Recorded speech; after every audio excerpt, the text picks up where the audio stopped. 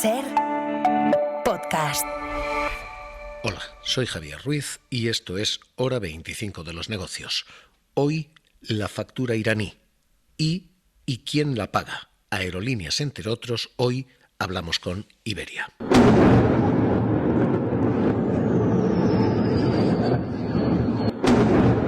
Este es el sonido de los ataques de Israel a Irán. Y esa factura, la factura de esos ataques, la vamos a pagar en términos económicos. Primero, en petróleo y segundo, en portes, porque la tensión con Estados Unidos continúa. Estados Unidos está aumentando todavía más esa posibilidad de una arriesgadísima operación en lo geopolítico.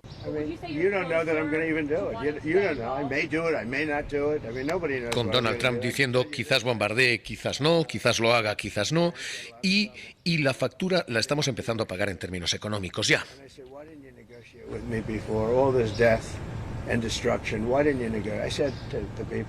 La cuestión humanitaria y la cuestión geopolítica son fundamentales, pero la cuestión económica es capital aquí también y tiene dos facturas que estamos ya pagando.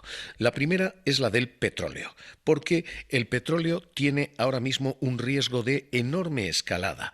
Bombardear Irán es bombardear a uno de los grandes productores de petróleo del planeta. Bombardear refinerías e instalaciones petroleras en Irán puede significar reducir el 3% de la producción de crudo mundial. Irán fabrica 3 millones de barriles, de los cuales 2 se exportan. Pero lo peor puede ser atacar el estrecho de Hormuz.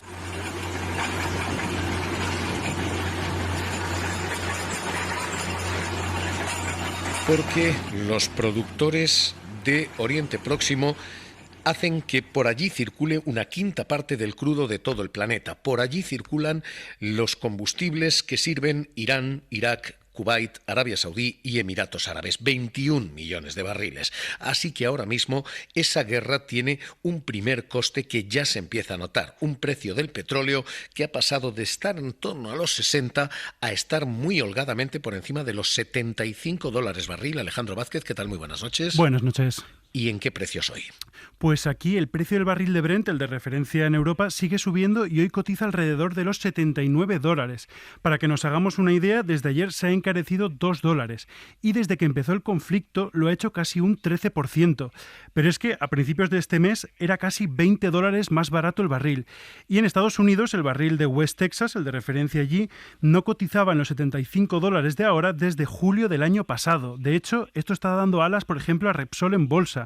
Pese a que el IBEX cierra hoy con caídas, la empresa energética se anota una subida del 2%, hoy en línea con el buen rendimiento que ha tenido justamente esta semana. La factura la estamos pagando en petróleo, lo que significa que ustedes la están pagando en combustible. Las gasolinas han subido 2 céntimos en 3 días. El gasóleo exactamente igual. Así que esta es la primera factura iraní y la estamos pagando ya. El ataque de Israel a Irán no es una noticia global, es una factura local. Pero además hay una segunda, y son los portes marítimos. We are Maersk, and we're preparing for new times and new challenges. El precio de navegar un barco por allí, el transporte marítimo, se ha duplicado en precio. Trade has truly become global. Un petrolero que circula con 2 millones de barriles a bordo ha pasado de costar casi $20.000 al día a costar $47.000, más del doble, de 19.998 a 47.609. New markets. Y un carguero normal ha saltado de los $21.000 al día a los $51.000 al día. El precio de navegar es mucho más caro, pero es que el precio de los seguros sobre las rutas del estrecho de Hormuz han subido un 60% desde que han comenzado los ataques israelíes. La carga antes pagaba el 0,125% de su valor en seguros, 0,1%. Ahora es el 0,2% del valor, según los datos del mayor broker de seguros del planeta, de Marsh McLellan. En dinero eso significa que un seguro medio, con una carga de 100 millones, ha pasado de tener una factura de $125.000 por barco a tener una factura de $200.000 por barco.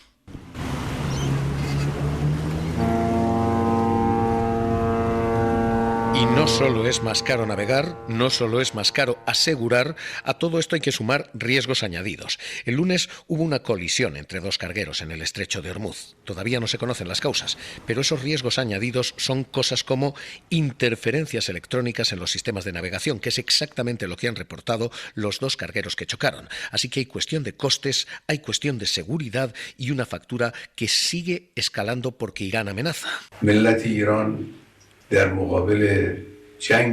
Irán amenaza con una guerra contra Estados Unidos. Lo que tenemos ahora mismo es ese triple coste, precio de navegación, precio de seguros y riesgos añadidos. Pero hay además un riesgo colateral. Irán opera una flota en la sombra. Son barcos de bandera iraní que tradicionalmente navegan pese a las sanciones. Ahora, quienes transportan mercancías están buscando cualquier bandera menos un barco iraní. Así que hay menos barcos navegando, lo que significa que todo es más caro. ¿Qué significa todo? Todo es electrónica, todo es textil, maquinaria, medicación. Nicolás López, director de renta variable de Singular Bank. ¿Qué tal? Muy buenas noches. ¿Qué tal? Buenas noches. ¿Es una factura que va a subir todavía más esta factura iraní? Bueno, ese es el riesgo, ¿no? Que al menos a corto plazo, mientras se mantenga esta tensión, la incertidumbre de la entrada de Estados Unidos en el conflicto, la respuesta que puedan dar China o Rusia, pues el precio del petróleo posiblemente pueda seguir subiendo. A medio plazo, realmente pues no esperaríamos que se mantuviera demasiado tiempo. El mercado de petróleo ahora mismo está sobreabastecido y yo creo que la OPEP tiene recursos suficientes, ¿no?, para contrarrestar la posible salida del mercado de Irán. Si hay países que pueden producir lo que no produce Irán, no hay problema. Si esto escala al conflicto de Ormuz, entonces sí tenemos un problema. Allí hay el 25% del crudo del planeta.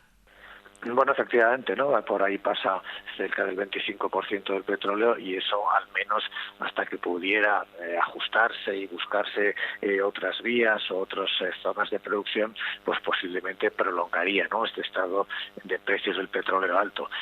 Con un damnificado que, como siempre en estos casos, pues es más Europa que Estados Unidos. Estamos viendo que el efecto en las bolsas europeas es bastante superior. La bolsa americana se mantiene más o menos en máximos, pero Europa, ya lo vimos, ¿no?, con el caso de la guerra de Ucrania, pues es mucho más sensible a un escenario de subidas en los precios energéticos que Estados Unidos. Pues Nicolás López, gracias y un abrazo, director de renta variable de Singular Bank. Muchas gracias. Hoy esto es lo que tenemos en la factura iraní y que todo va a ser más caro, significa todo también el combustible de los vuelos. Presidente CEO de Iberia, Marco Sansavini, ¿qué tal? Muy buenas noches. Muy buenas noches, Javier. Un placer estar contigo. Hablamos enseguida del precio de los vuelos, precio del combustible. Antes, el resto de sectores también afectados. Pablo Anzola, ¿qué tal? Las empresas se enfrentan a una nueva era marcada por el nacionalismo económico, el desorden comercial y los conflictos geopolíticos. Ante un tablero que se altera día sí, día también, ¿cómo deben adaptarse? Nos lo cuenta Ángel Saz, director de SADEGEO. Que antes teníamos muchísima más certidumbre sobre tarifas, aranceles, impuestos, lo que se puede y lo que no se puede hacer. Y en cambio ahora vemos que todo eso está saltando por los aires, donde hay sanciones, hay restricciones a las exportaciones, aranceles muy variables y variantes. En este contexto, las empresas deben prepararse para maximizar la flexibilidad y la agilidad sin perder eficiencia. Ahora bien, ¿cómo se consigue? Pues se hace seguramente teniendo más alternativas, con mucha diversificación, en vez de un proveedor varios, ser muy consciente en los mercados del que depende una empresa y ampliarlos al máximo, ser capaces de reorganizar tu cadena de valor rápidamente, en función de choques políticos. Y aunque en este escenario las pymes puedan parecer frágiles, desde SADE ponen el foco en su fortaleza. Deben aprovechar su flexibilidad y su capacidad de adaptación. Las pymes, mediante las relaciones que tienen entre sí y esas redes que pueden tejer entre sí, pueden también ser flexibles a la hora de ayudarse, de complementarse, de buscar sinergias. Transformando con propósito, un espacio en colaboración con ESADE. Estamos leyendo hoy a corto plazo la factura iraní, eso afecta a aerolíneas y eso afecta a todo lo demás. presidente CEO de Iberia, Marco Sansavini. ¿Qué tal? Muy buenas noches. Buenas noches. Tienen ustedes ahora mismo una gran pregunta, usted y todo el sector de las aerolíneas, y es ¿cuánto va a costar el petróleo? Israel e Irán ahora mismo les acaban de meter a ustedes en tiempo de incertidumbre. Nadie tiene esa respuesta, pero hay dos cosas a tener en cuenta. La primera, nosotros, como muchas de las aerolíneas europeas, utilizamos una política que llamamos de cobertura de carburante. ¿Qué significa? Que nosotros hacemos el hedging que permite, de alguna manera, suavizar el impacto de las fluctuaciones, sean esas positivas o negativas, en el petróleo. Eso nos permite entonces gestionar esas evoluciones en el tiempo. Y la segunda es, y acabamos de presentar un plan del cual después vamos a hablar, es que la solidez financiera de la empresa nos permite también hacer frente a los momentos de los ciclos. Y en la industria de la aviación hay muchísimos. El petróleo es una de las variables, pero hay variables que también son meteorológicas o de otra naturaleza. Con lo cual, la solidez de Iberia nos permite también hacer frente a estas fluctuaciones importantes. Ustedes han suspendido vuelos. ¿Vienen problemas en el sector con precios de petróleo así? Aunque ustedes no. ¿En el sector vienen problemas por falta de conexión, falta de seguridad, excesos de precio? Ahí debemos tener en cuenta que estas crisis geográficas tienen un perímetro geográfico claro. Por ejemplo, lo que está pasando, muy triste, entre Irán y Israel. La consecuencia inmediata que hemos tomado claramente ha sido suspender los vuelos hacia Tel Aviv. Claramente la seguridad es la primera preocupación que tenemos, entonces seguimos absolutamente de manera rigurosa a todas las indicaciones de las autoridades en términos de seguridad. Dicho eso es lo que impacta ahí. Tenemos la agilidad de poder, entonces, el avión que estaba dedicado a Tel Aviv, dedicarlo en lugares donde la demanda sigue. Entonces, esa agilidad que tenemos en el transporte aéreo nos permite adaptar nuestra red a las zonas geográficas donde pueda haber demanda y no haber situaciones como la que se está produciendo ahí. Esta es la primera de las claves de corto plazo. De corto plazo también, ustedes están viviendo ahora una burbuja del turismo. Ustedes han presentado un plan en el que están hablando de rentabilidades de entre el 13 y el 15%. Y han presentado beneficios de por encima de 1.000 millones, 1.027. ¿Es sostenible esto? ¿O están ustedes viviendo, insisto, una burbuja del turismo? Mira, esto es exactamente lo que venimos compartiendo. Hace 2 días tuvimos a todos los inversores que vinieron a escuchar el caso de Iberia. Es decir, los inversores y los analistas de los grandes bancos vinieron para entender exactamente el nivel de estructuralidad de los resultados de Iberia. Y lo que hemos explicado es que estos resultados están para quedarse y por 2 razones fundamentales. La primera es que Iberia está alcanzando estos resultados después de un proceso de transformación brutal que ha tenido lugar gracias al esfuerzo, el empuje de todas nuestras personas, 18.000 empleados que a lo largo de la última década han permitido a que la empresa que perdía 1 millón al día en 2012 ahora pueda tener esta rentabilidad. Esas medidas que tienen que ver con la competitividad de nuestros costes, con la eficiencia de nuestra actividad, con el hecho que somos la compañía más puntual en Europa y a veces también en el mundo. Son cosas estructurales que te permiten ser más eficiente y generan rentabilidad. Eso por un lado.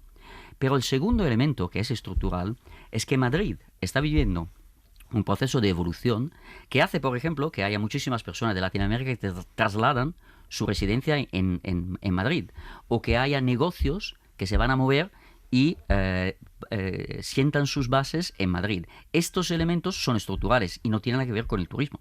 ¿Tiene si no ustedes, una burbuja de turismo, sí una burbuja de precio? ¿Tienen ustedes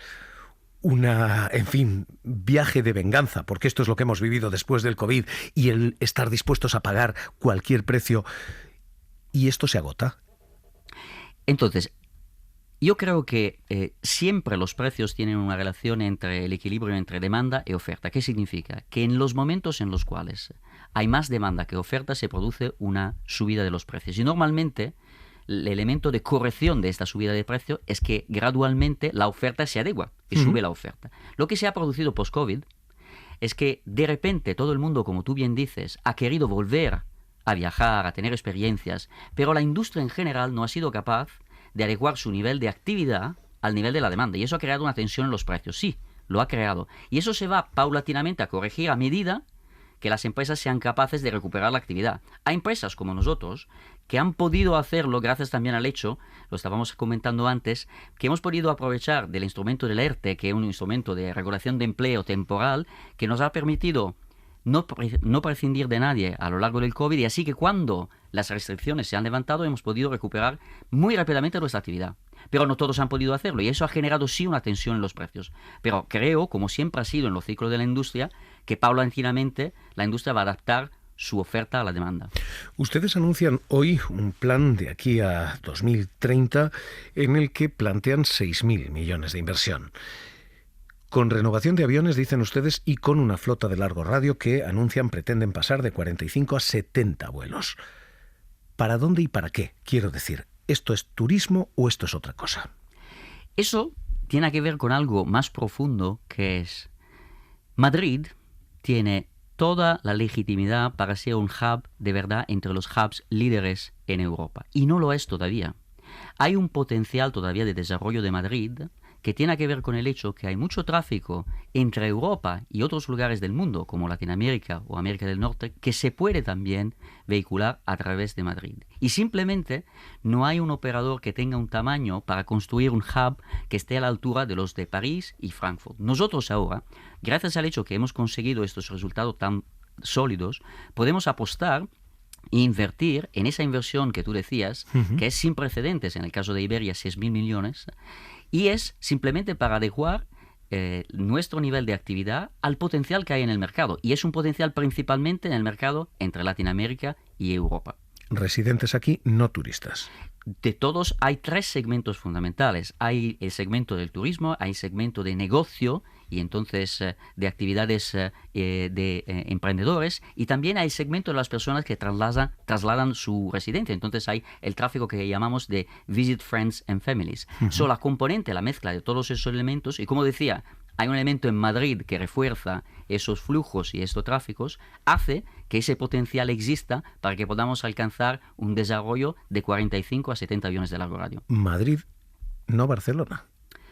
Bueno, nosotros, y esto es un punto relevante, el grupo IAG al cual pertenecemos es un grupo en el cual hay diferentes operadores.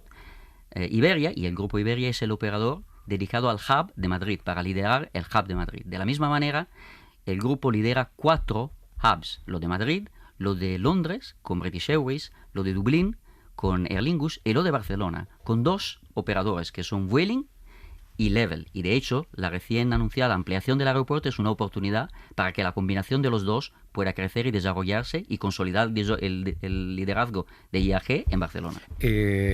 Insisto, le pregunto a usted, y estamos hablando mucho ya de Iberia, pero permítame que le utilice a usted como termómetro. Ustedes dicen de 45 a 70 aviones.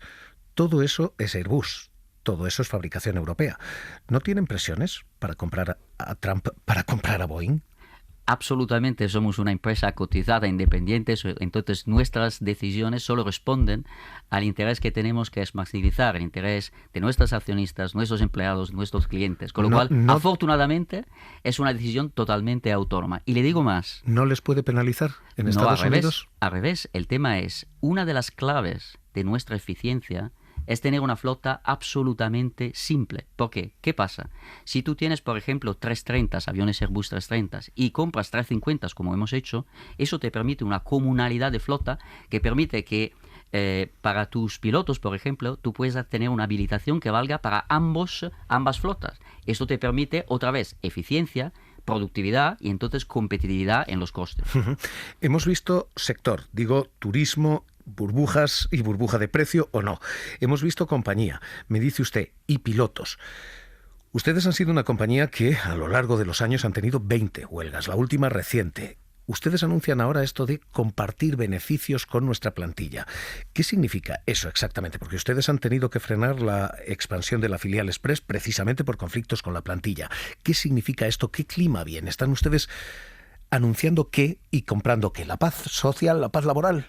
Entonces, un elemento clave para explicar cómo puede ser que una empresa que perdía 1 millón al día en 2012 ahora esté entre los referentes de la industria por su solidez financiera, performance operativa, posibilidad de desarrollo. ¿Cómo puede ser?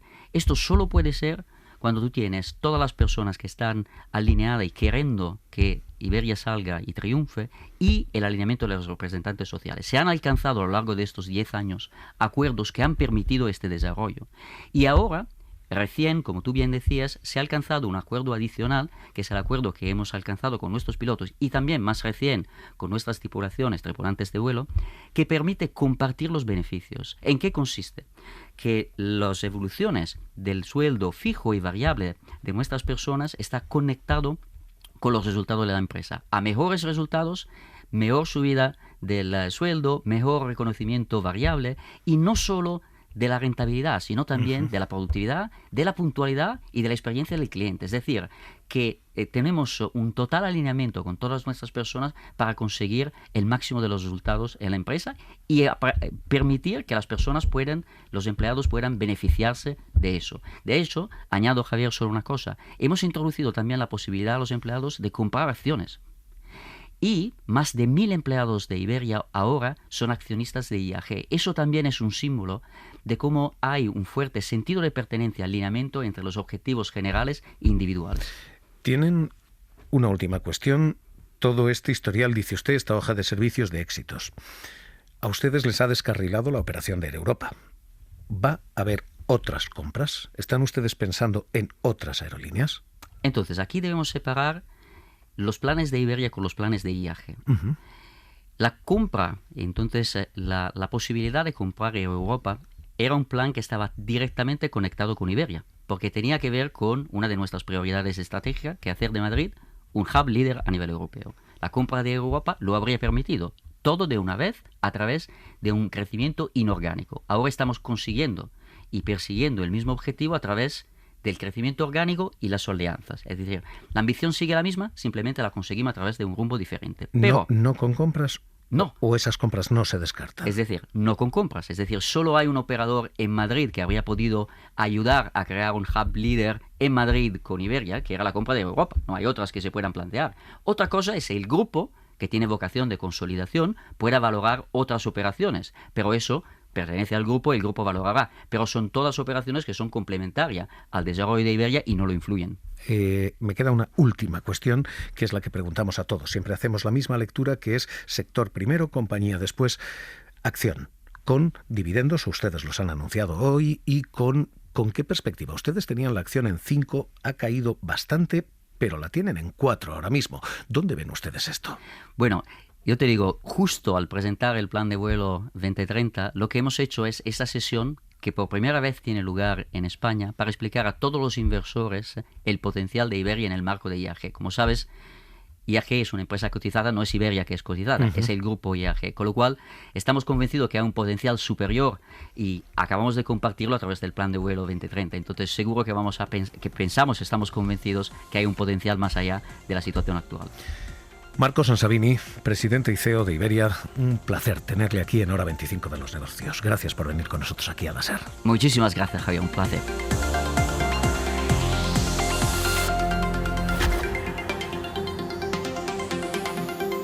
Así cerramos Hora 25 de los Negocios.